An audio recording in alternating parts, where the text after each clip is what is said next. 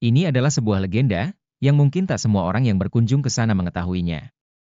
Sebuah legenda tentang kampung di atas awan, bernama Wairebo, atau tepatnya, sebuah legenda tentang seorang pria yang berasal dari Tanah Minang, bernama Maro. Tanah Minang, tapi bukankah Wairebo itu terletak di Manggarai, Flores?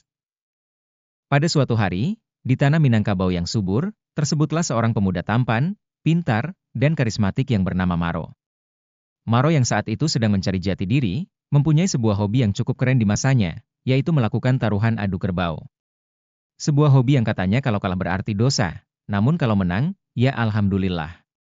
Di pertarungan terakhirnya, dikisahkan bahwa, kerbau milik Maro memenangi pertandingan dengan menangkau, setelah membuat kerbau milik lawannya tersungkur mencium tanah. Lawan yang kalah ternyata tak terima. Dia menuduh Maro bermain curang, dan setelah mendapat dukungan dari orang-orang sekampung, dia mengancam akan membunuh Maro. Maro yang terdesak, kemudian memutuskan untuk melakukan sebuah hal yang biasa dilakukan pemuda Minang yang beranjak dewasa, merantau, dan mungkin saja berencana mendirikan rumah makan Padang di daerah tujuannya. Tepatnya, Maro pergi berlayar demi keselamatannya. Dalam perjalanannya ke arah timur, atau berlawanan dengan Kerasakti, yang bergerak ke arah barat, Maro sempat singgah di Goa, Sulawesi Selatan, sebelum berpindah lagi ke arah selatan, menuju sebuah pulau bernama Flores. Di Flores, Maro singgah di Bajo, kemudian Waraloka, sebelum memutuskan untuk berlayar ke selatan pulau, karena tidak kerasan, dan berdiam ke suatu daerah, bernama Nangapaang, yang lokasinya saat ini berada di dekat Dintor. Hingga pada suatu hari, Maro melihat asap dari arah gunung. Asap yang dilihat oleh Maro, ternyata asalnya dari Kampung Todo. Tidak disebutkan dengan jelas pada kisah tersebut, apakah asap tersebut berasal dari rumah yang terbakar, atau hanya ibu-ibu arisan yang sedang memasak bersama.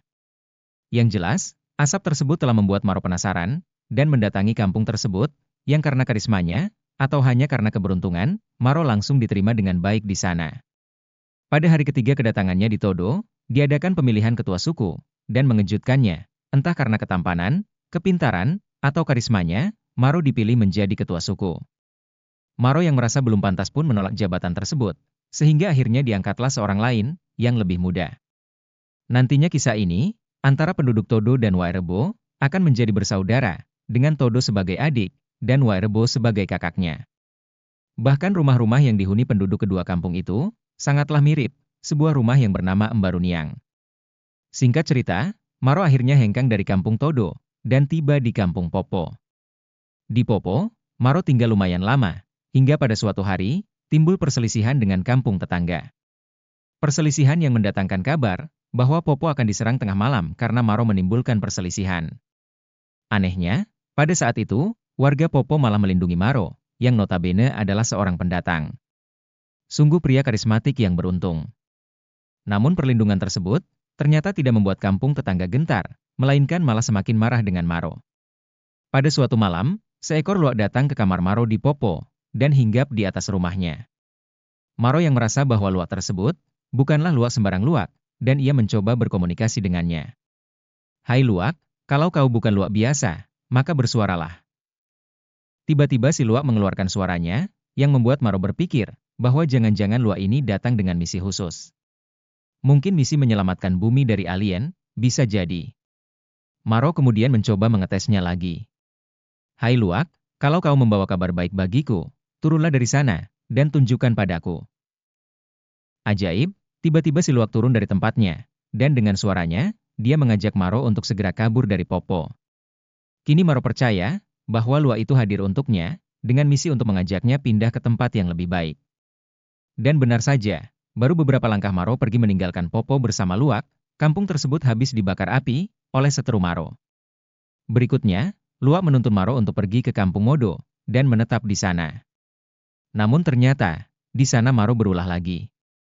Bahwa di sana, Maro dengan segenap kepintaran dan karismanya, ingin menguasai penduduk Modo.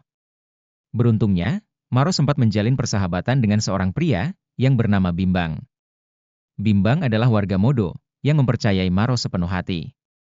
Pada suatu hari, di mana penduduk kampung ingin membunuh Maro, Bimbang mengajak Maro, untuk kabur berdua, ke arah gunung. Setibanya di gunung, mereka menemukan sebuah persimpangan jalan. Dan sesuai dengan namanya, Bimbang benar-benar bimbang akan memilih jalan yang mana hari itu. Hingga akhirnya diputuskan, Bimbang berbelok ke kiri, sementara Maro berbelok ke arah kanan. Jalur yang dipilih Maro ternyata membawanya ke kampung Endara, di mana dia menjumpai dua keluarga di sana. Namun, dasar orang onar, di sana Maro berulah lagi, dengan niatan menguasai kedua keluarga itu. Akhirnya, kedua keluarga itu jengah, dan justru memilih pergi dari kampungnya, meninggalkan Maro sendirian di sana. Singkat cerita lagi, Maro menjadi kesepian karena ditinggal sendiri. Kasihan, mungkin zodiak Maro adalah Gemini, sehingga harus selalu mendapat perhatian. Kemudian, Maro pun memutuskan untuk berpindah lagi menuju sebuah tempat yang bernama Golodamu. Di sana, Maro berhasil mendapat hasil tanam yang bagus untuk mencukupi kehidupan sehari-harinya, termasuk mendapat seorang istri yang berasal dari Lembor. Hidup berumah tangga bukan berarti tanpa masalah. Di Golodamu, Maro justru mendapat kutukan yang teramat berat. Bahwa siapapun keluarga istrinya yang tinggal menginap pada rumah mereka di Golodamu akan meninggal. Sebuah kutukan yang mungkin saja datang karena karma yang diperbuatnya di masa lalu. Tak betah dengan kutukan tersebut, Maro beserta istrinya memutuskan pindah lagi ke sebuah daerah yang disebut Golopandu. Hingga pada suatu malam penuh bintang, Maro mendapatkan sebuah mimpi yang akan mengubah hidup Maro selamanya. Dalam mimpinya, seorang pria yang sepertinya merupakan utusan kerajaan, datang menghampiri untuk menyampaikan sebuah pesan. Maro, tempat ini tidak cukup besar untukmu.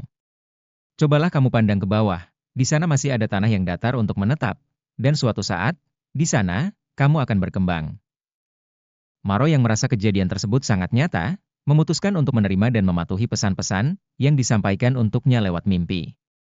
Kelak, kalau kamu menetap dan berkembang di bawah, kamu harus menamai tempat itu dengan Wairebo.